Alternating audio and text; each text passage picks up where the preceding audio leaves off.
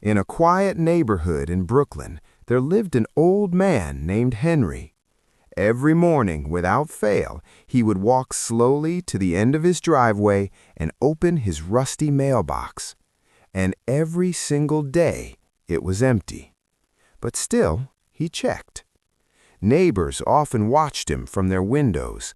Some felt sorry, some were curious. "Why does he keep checking?" they whispered.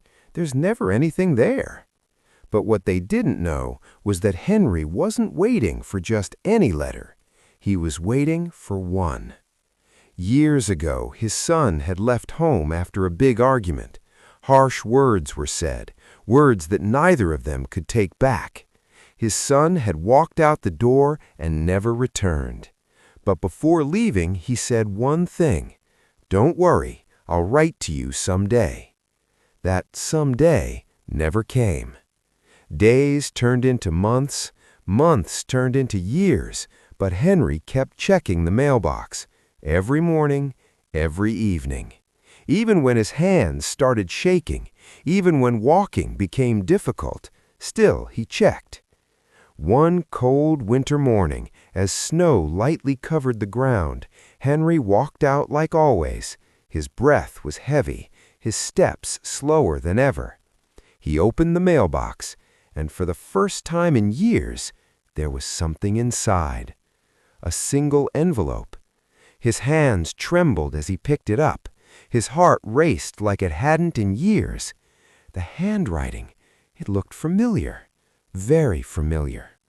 He slowly walked back inside, sat down near the window, and opened the letter with shaky fingers.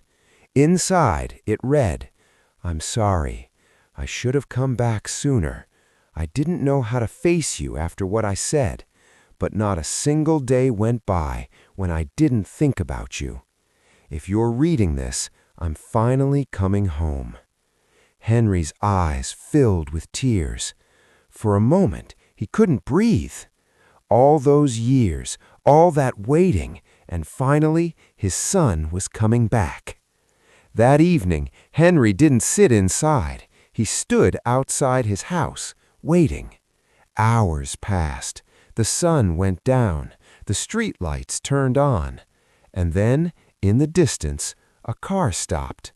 A man stepped out. For a moment, they just stood there, looking at each other. No words, no anger, just silence and years of distance between them. Then, slowly, the son walked forward, and so did Henry. And before either of them could say anything, they hugged, tightly, like they were afraid to lose each other again. Sometimes life doesn't give you a second chance, but sometimes it leaves a letter in your mailbox right when you need it the most.